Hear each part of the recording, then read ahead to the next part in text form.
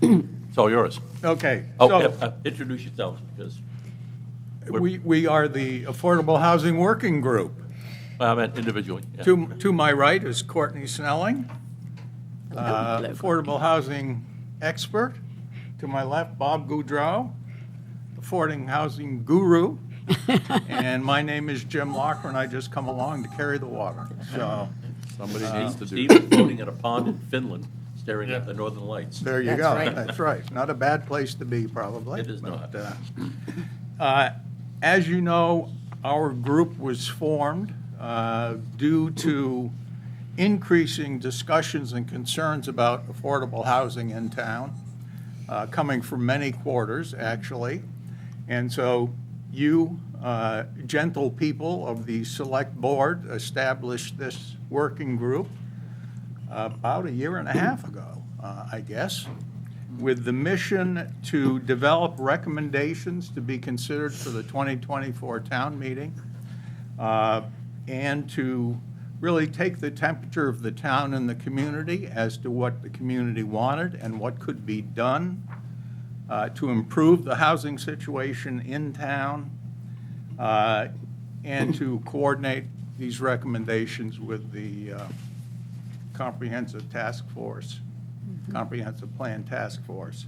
So today, we're here to present our findings and recommendations, including a strategy of programs and ordinance amendments to expand the availability of attainable housing that meets the needs of the community.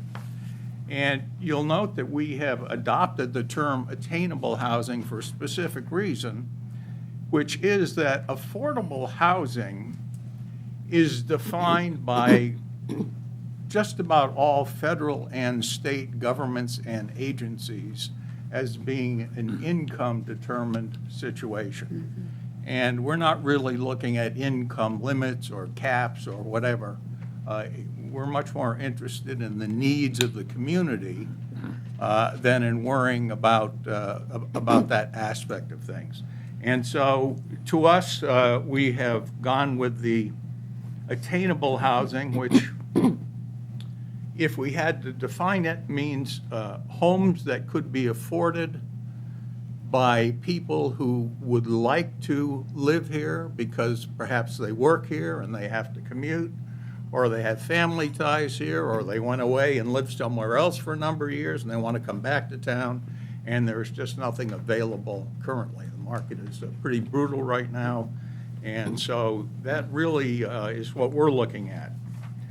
One of our important discoveries, I think, is that there is currently no town committee or agency or entity in charge of housing per se. And if we are serious about doing something in this arena, I would say that our very first recommendation is that some such entity needs to be established. And whether in your choices you select to do it through a committee or through a commission or through a private non-governmental agency, whatever, is your choice to make. But there needs to be some focus where all of this information can be coordinated and dealt with. And then, Advocacy for the. yes, advocacy for the housing needs of the community. And people have asked, well, why isn't there any affordable housing in town? What are the obstacles? And there are some things that are just market-driven. There are other things that are not market-driven. They're regulation-driven, if you will. The first thing is available land. To have attainable housing, you have to have, first of all, suitable land to build on, and it has to be available at a reasonable cost. Well, when we put suitable land and reasonable cost together, there's not a whole lot of pickings. So there just isn't much opportunity economically. Secondly, groundwater concerns. A real concern to a lot of people. However, we need to keep in mind that housing is going to be built in this town. Now, it may be housing from wealthy people coming into town, but they're going to get their permits, and they're going to drill wells, and they're going to continue to build. So do we let this evolution of housing also include the people that the town would really like to have here? Or are we going to say, no, because of groundwater, we're not going to allow any of that? Meanwhile, the people who don't care about the groundwater are coming in and digging wells. So it's something that needs to be at the forefront of our minds all the time, but it's not insurmountable. And if we approach it as being an insurmountable issue, there'll be no new housing at all. Land use regulations, zoning is designed to exclude. I mean, that's why it exists, to stop something from happening. And unfortunately, as society has changed, we found ourselves in a situation where the exclusions are things that we don't necessarily want excluded anymore. So there needs to be a look at a number of regulations and zoning ordinances that kind of stand in the way.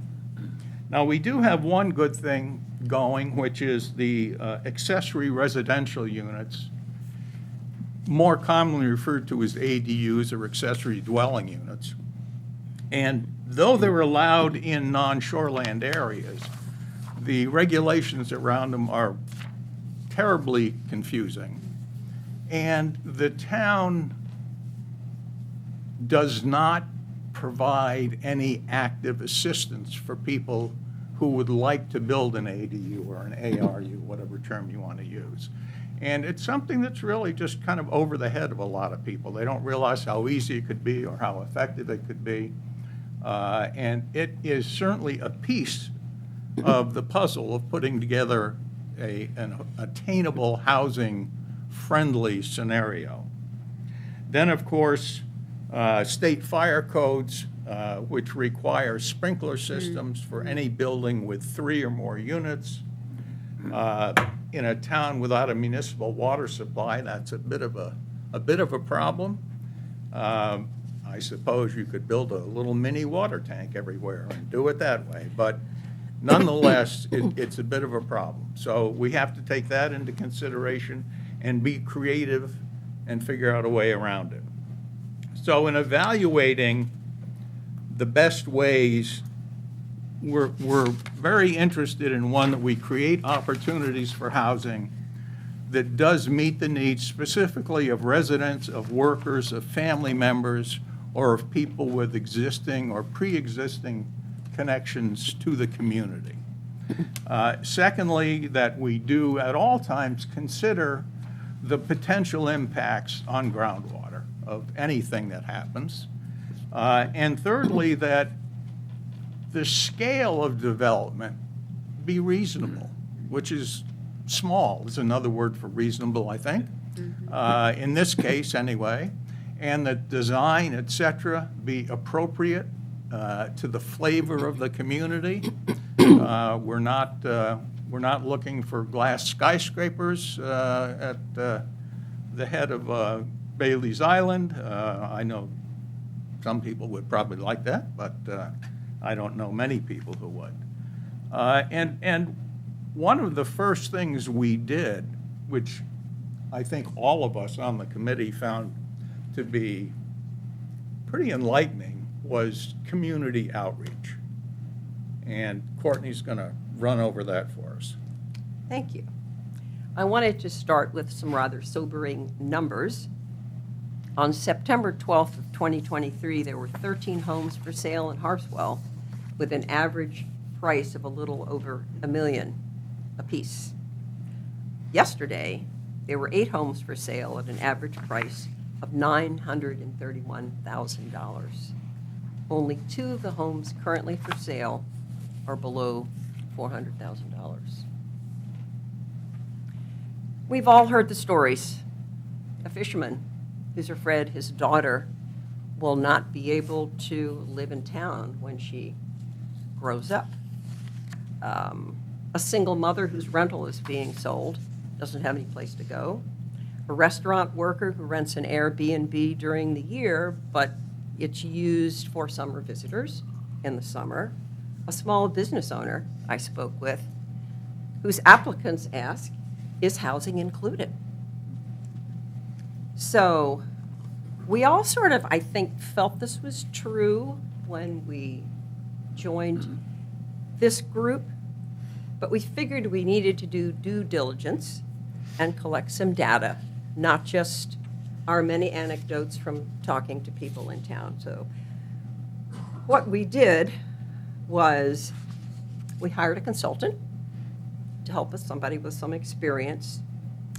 We distributed flyers at churches, general stores, and libraries for 4 pop-up meetings in various parts of town.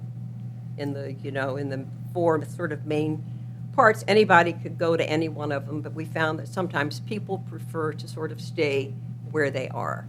So we did that, and we also had a community-wide meeting as well. We knew everybody wasn't going to come, so we made paper flyers, and we put flyers online, and we advertised that there were going to be surveys, both on social media, on the town website. We even had one printed and included in the Anchor. So we did as much as we could, twisted a few arms. I know I twisted a few arms for people to come to the community meeting and speak up. I said, we need to hear from you. So probably close to 500 residents with all of that weighed in one way or the other. And this is what we discovered. A lot of it's not going to really surprise you. Housing for rental or sale is too expensive. Hard to find. The cost of land is prohibitive. I looked it up today just for the heck of it to see about the land. There wasn't much, but there was a 2-acre plot for $299,000, and there's nothing on it. So, that was not very helpful. We also learned that many people knew someone who had left town or who couldn't live here because of a lack of housing. Again, I think we kind of knew this, but we needed to hear it from other people so we could speak for the community, not just for ourselves. People expressed concern for younger families and members of the fishing community, as well as elders who might need to downsize but don't have any place to go. There isn't any small place that they can afford, so they're rattling around in a big house that they can't completely access. People also would like more housing variety, accessible dwelling units, as Jim says. They suggested tiny houses, small multifamily units, no honking apartments like Cook's Corner. Nobody wants that. That would not work for Harpswell. Shared housing, cluster developments, such as Hamilton Place, where each dwelling occupies smaller lots. People really supported Hamilton Place. People want a community that is economically and demographically diverse. They don't want just a lot of people coming in from away in big houses. Nobody actually wants that. Suggestions were made by people at these meetings to change the town's zoning regulations to allow more choice and flexibility in housing. Although, as Jim was saying, people are very concerned about groundwater and the need to be very careful about making decisions for where we would build. We identified the following target populations for attainable housing. First and foremost, it would be for residents and people with connections to Harpswell, members of the working waterfront, essential workers such as teachers, firefighters, restaurant workers, caregivers for some of these elderly folks, people who build, repair, and help maintain our homes. They can't afford to live here either.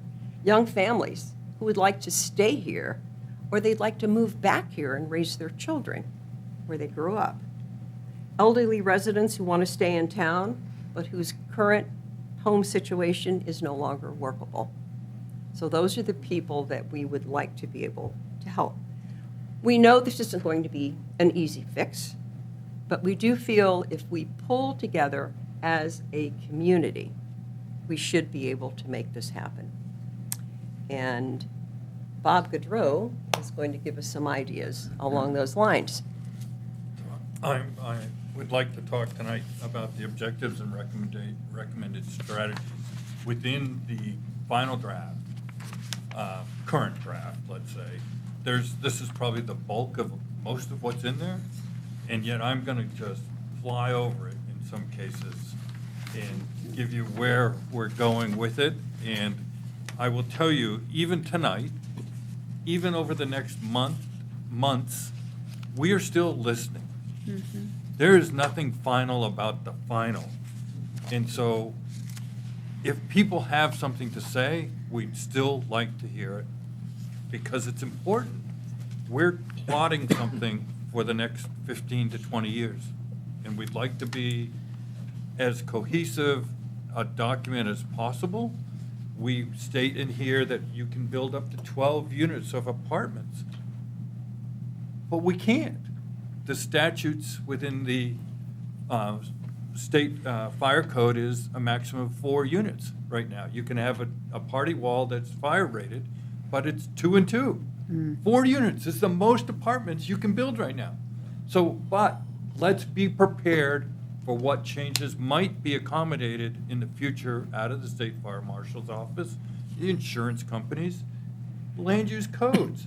Because it might be that you can transfer a sprinkler system that we can't supply or support because we don't have domestic water here, or a water system. That might be more drywall that's fire rated that allows you assemblies of greater to create some economies. But off the subject, but there's some concepts that we'd like to incorporate or see incorporated in land use ordinance or programs. And number one is to provide obtainable housing to these target markets, whether this is called the service community, whether it's our community that we're underserving at this. We're become a gentrified Harpswell. We're the oldest community in the state, and we're going probably more in that direction than less in that direction. That is probably why you would set this whole thing up. So we need to continue to target that market. We as a group have tried to do our best to look at it. I would add something to Courtney's and Jim's say is that we had consultants that we considered.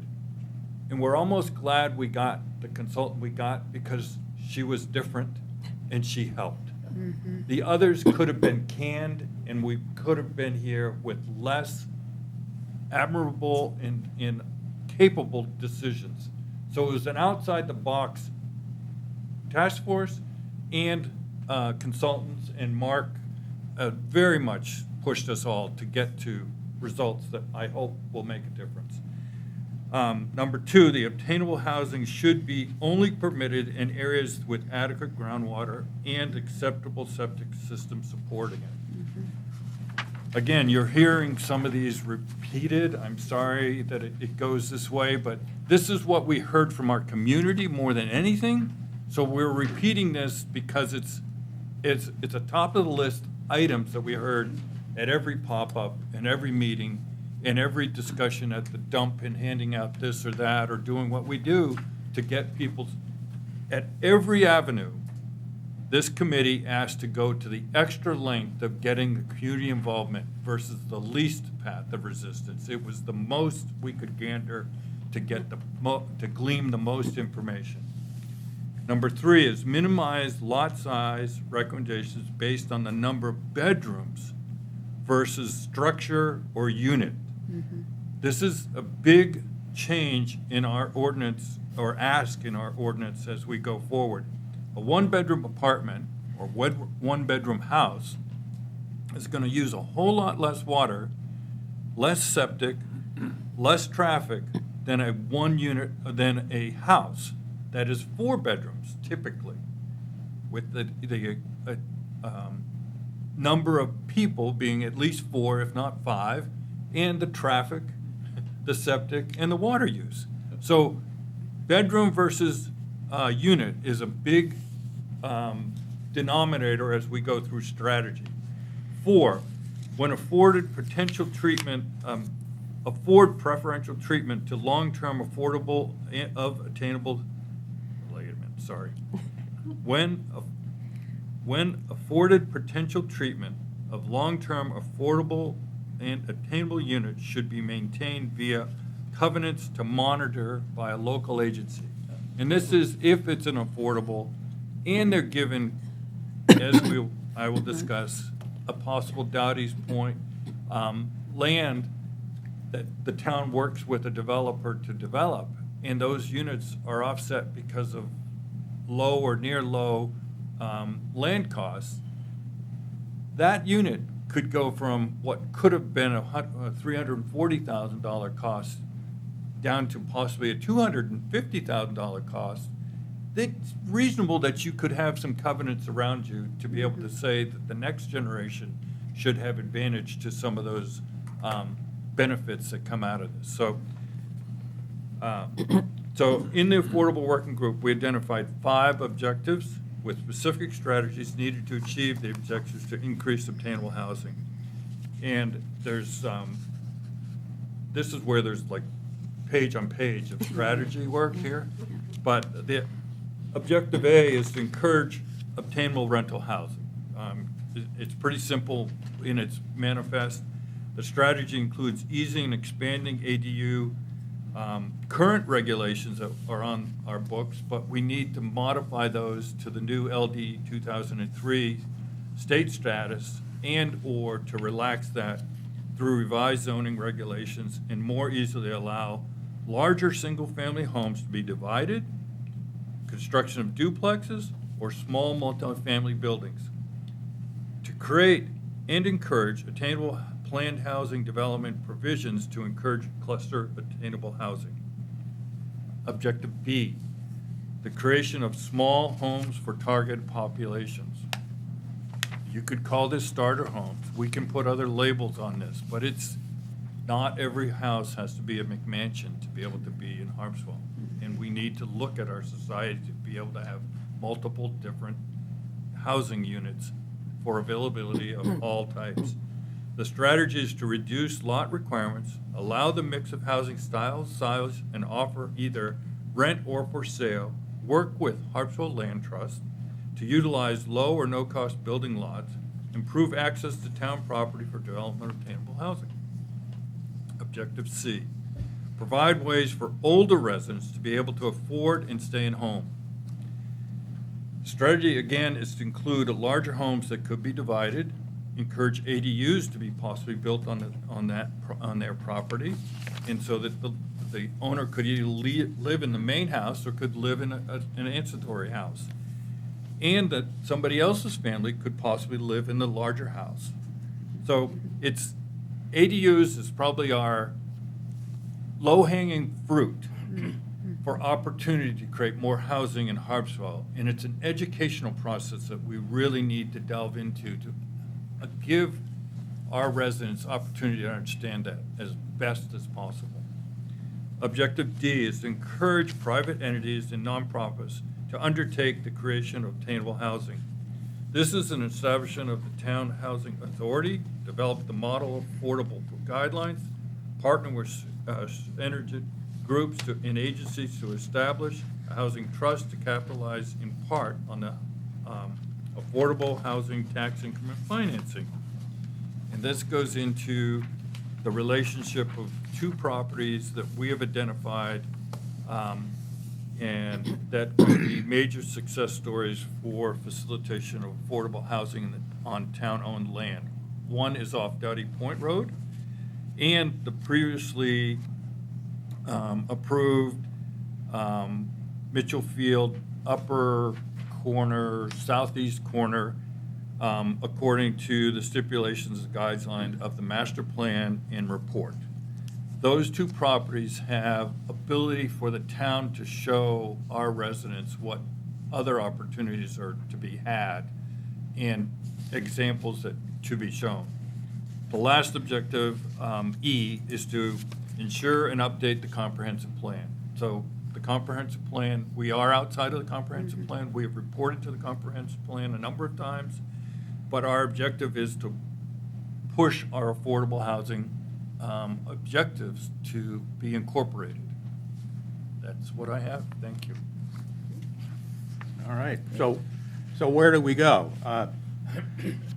You know, Bob makes the point, actually, state law, as you know, better than we do, requires that zoning ordinances are consistent with what you have in the comprehensive plan. So if we're going to do anything that's going to require any tweaking of, or new ordinances or new zoning, we need to get it done and get it incorporated into the comprehensive plan that will be adopted by town meeting.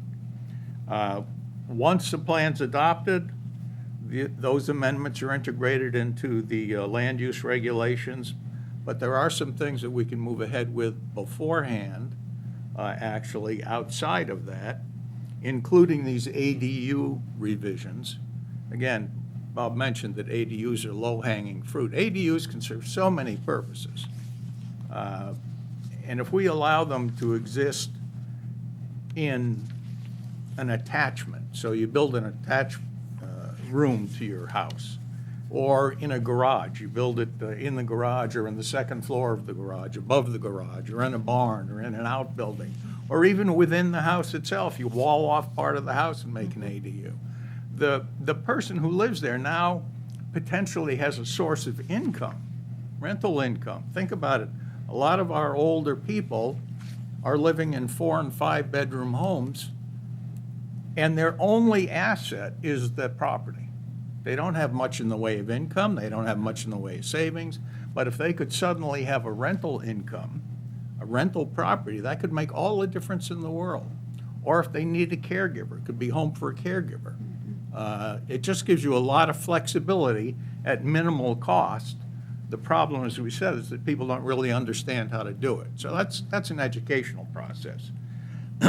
But in preparing for the town meeting, again, we're going to push this housing committee so that there is some central entity, some authority, the housing czar, whatever you want to call it, or czarina, I guess, or, you know.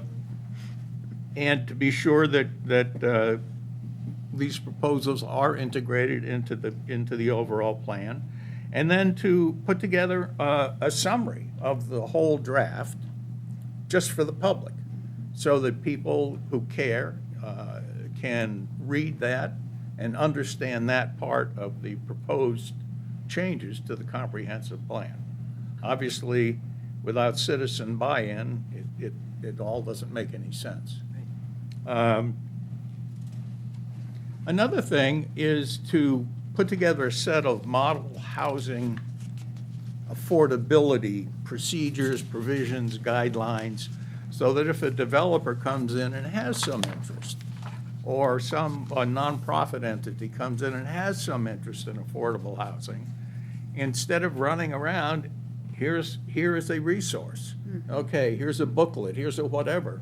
These are our definitions. These are the things we're looking for you to do. These are the things you've got to be aware of, the unique aspects of building in Harpswell versus building in Brunswick or Portland or wherever else you're working.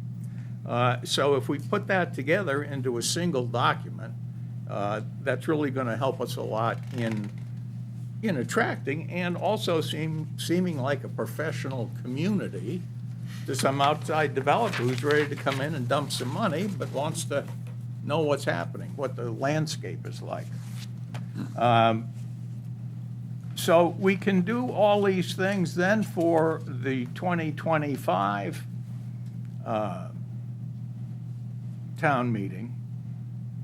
What we really think is important is that we assess the development potential of the land on Doughty Point, because it's land that no one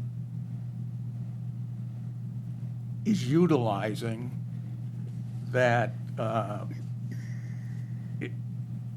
is possibly an excellent source. And this tax increment financing, which I wasn't aware of before we got involved in this, is really a great and clever way to convert non-income producing town land, such as that plot I'm talking about. It generates zero income for the town right now. But suddenly, if you had homeowners paying property taxes on a regular basis, that's a whole new stream of income to the town, part of which is or could be diverted into a attainable housing trust fund to help keep this ball rolling. That would be up to you how that would work exactly. And of course, Mitchell Field, I realize emotions are all over the place about Mitchell Field, but the fact of the matter is that there's a small strip on the Route 123 side of Mitchell Field that has always been designated as a location for housing, always, from the very first moment the town took that over and reinforced in the last comprehensive plan. So that's kind of a done deal if we let it be a done deal. And longer-term actions, again, involve continuing with this program to assist people interested in ADUs, maybe put together a guideline for them or have someone who can consult with them, much like HA has repair crews. Maybe town can have an ADU expert who could go out and meet with people and say, this is how it works and here's what you've got to do. We may even be able to have some kind of a fund to help perhaps elderly people or people with minimal incomes, perhaps forgivable loans. I don't know how all this would play out, but some way to create viability for people who would benefit from that. Work with the Harpswell Heritage Land Trust to find available lots that could be identified for affordable housing, single-family homes. And the starter home thing, as Bob said, we can use a lot of names, but when you talk starter home, to me, that says young family. That's your first home. That's when you're, 18 or 22 or whatever, whenever you're starting these days, I don't know. But if they can get a home and get their kids in school and Kevin said that fortunately this year, you mentioned recently, the school enrollment has not dropped again. So it's kind of holding here a little bit. If we could turn that trend around and really raise the next generation here in town, instead of importing them from the West Coast and New York City, that would be beneficial. Also, keep in mind, again, we talked about the trust fund. Another item is home sharing. This is great particularly for elderly residents, the people with the 3 and 4 and 5 bedroom homes. One of the problems of aging is obviously isolation. And if someone who owns a large home is able to either divide the home into 2 units and have a rental or a friend or whatever they want to do, or just a house sharing arrangement. So maybe, I've got a bedroom and a bathroom down at the end of the hall and no one's been in there for 20 years. Well, let them rent that out, or there are actually organizations that will do sharing assessments to make sure that the people have good backgrounds. They do background checks and they set up meetings to get together. In many cases, it's going to be a friend or someone you've known for years and years anyway. But even if it's not, if someone said, yeah, I'd love to have a house sharing situation, we would have the wherewithal to assist them with that. And then just look at improved access to other potential town lands, Upland Lane, places like that.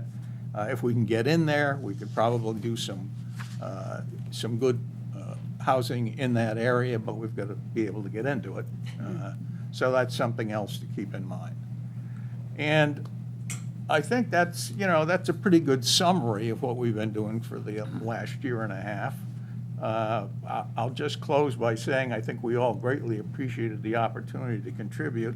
Very much so. It's been a pretty interesting ride, and we all learned an awful lot, and we all feel a little differently about it than we did when we started. And much of that is because of the outreach, the community outreach. They kind of opened our eyes to things that we weren't fully aware of, and were amenable to things that we were surprised by. So our recommendations are based on what the residents of town told us. This is not just coming from our perspective and saying, oh, this should be it. This was not a top-down process at all. It was very much a bottom-up process. And I guess we're open to questions. Yeah. I will write them down, Well. or comments. Impressive document. I read the entire thing. Very well done. I think that you guys, you mentioned Hamilton Place a couple of times. When we did that, it was through a nonprofit. We engaged the Brunswick Housing Authority to work with us. They had the availability of a lot of resources that we didn't have. When water and septic drives everything that we do here, everything that we do, and lot sizes and, everything. So when we dealt with the ADUs years ago, I think it was 25 years ago, we based that on septic, basically. If you're going to add an additional dwelling unit to your house, will the septic system handle that? And speaking of the Dowdy Point, we did a hydrographic study a long time ago. I seem to remember that Dowdy Point, that area was, it showed a nice aquifer there, good water. I don't know, I would look into that, because I seem to remember that. But I think it's a good idea. I think we do need to talk about how exactly we're going to go forward with it, but I do think something like a more permanent committee or something of that nature would be a great idea, and I do definitely want to go forward with it. This isn't going to be the end of it. I learned Hamilton Place from you Yeah. at the comp meeting or one of the meetings, Yeah. and very much heard some sentiments about it. And the biggest thing I take away from this is the initiative and to learn from what we gathered from that. And I said, nothing, if something is affordable and it was given to you at a lower price and it comes with some handcuffs or covenants, let's learn how to better do the covenants than to say that was a negative. Yeah. It was a positive. People won. They're living there. And they've sold the houses and made some money, and Brunswick Housing has been rewarded. Let's learn, not poo-poo. Exactly, yeah. There also, incidentally, I've gotten a lot of positive feedback about Hamilton Place. I mean, Yeah. people pointed out all the time, oh, that was good, I heard that so-and-so, and it was too much when they moved in, you couldn't do this and you couldn't do that, so as Bob said, that's the kind of stuff we want to learn from. But overall, I think people were quite pleased with the end result anyway, It's the kind of thing that I don't think anyone would object to seeing duplicated or triplicated or whatever, Right, the covenants were for a number of reasons, and one of them was that it's the alternative lot, very small lots, and the houses are close together. So some of the covenants were because of that, some of them because of, to keep them affordable, you can't turn around and sell it on market value. Correct.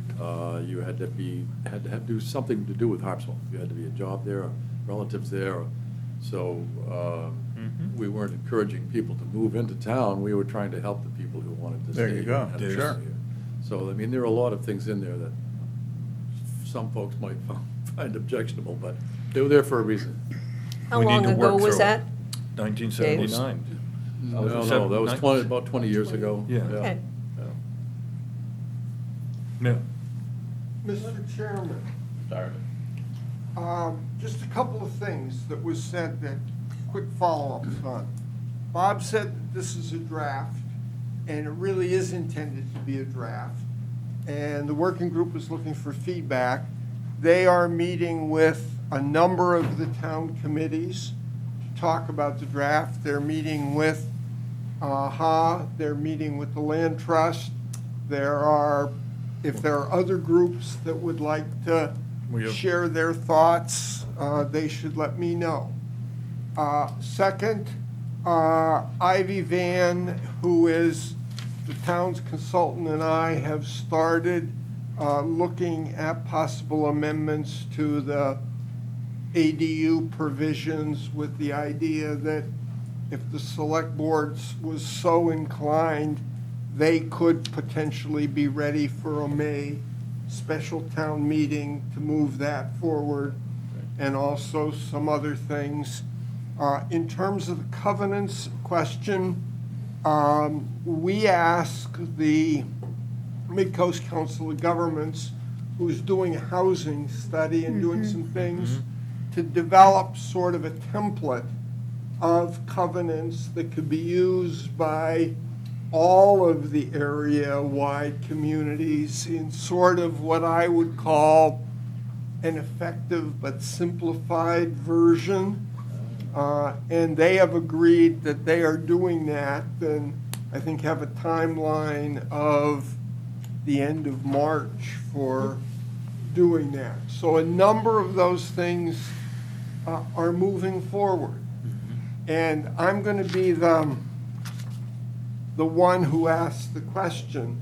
I think the working group feels very strongly that there needs to be a, if you will, point group.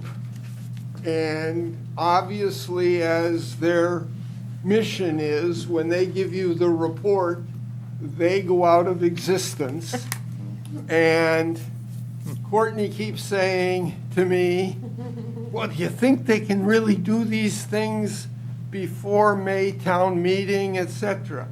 And I just put that question before you because I can't speak for this group of people who, I have to be honest and say, the 5 people, that includes Kevin, who've been active in this process, have been probably the best group I've ever worked with in 50 years of doing this. You just heard them. They know what they did, they understand it, they can explain it, they feel Did you about pay it. him?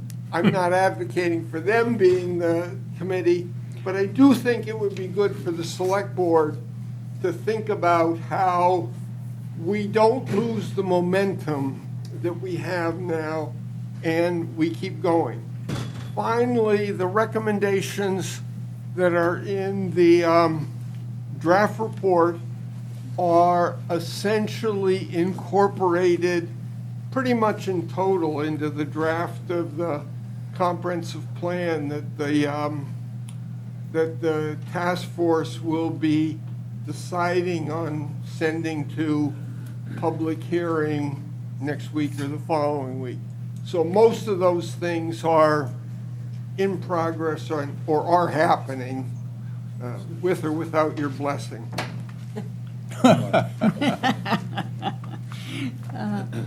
So I want to basically thank Mark and Ivy and the committee members for the job you've done. It is exceptional quality. And there's, reading through your final draft, the goal of setting up a permanent entity that would guide housing in Harpswell, I think is an excellent idea that we should move on now, is get definition of that and something that we can to concretize it so that we can move on that. I would just ask the question to think about a budget that might be necessary, particularly for the year coming, if there's any outside resources that that entity would need.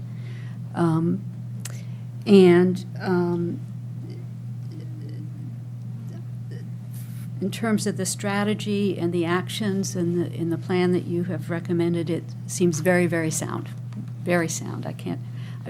You've covered so much territory and thought, I think, quite deeply about how any piece of it would fit Harpswell, and that's very, very, very commendable. Just one thing I wanted to say. Recently, I saw a piece in probably the Portland Press-Herald about Cheryl Gorlick working at the state level on mobile home Yep. opportunities, I saw that. and just suggest that that might be something that would be included as you go forward, to think about and see if it's appropriate for Okay. us. So I very much endorse what you've done and am inclined for us to say, go forth and move forward. Onward and upward. And as far as the next steps go, the housing group, there's no reason to break up the band. No, I think you should probably get on your agenda the creation of a standing housing committee. Yep. And then, Exactly. obviously, if these folks are interested in continuing on, that Good makes point. wonderful sense. It's been brought up. Can we be Led Zeppelin? Jim goes, I don't know. I'm not so sure. Anyway, so Yeah. All right. we'll look Well, for. thank you, yeah. and this goes on. This is the first step. And it's the first good step. All right. Well, very thank much. you Thank you. again for the opportunity to try to make a difference in our wonderful community. Oh, yeah, I well, appreciate it. It's not over yet. Like I Great work. said, it was enjoyable. Great. We learned a lot, Compared that's to a for lot sure. of committees. Yeah, sure did. To be Thank you. continued. Yeah, don't go anywhere. All right. Thank you. Times that I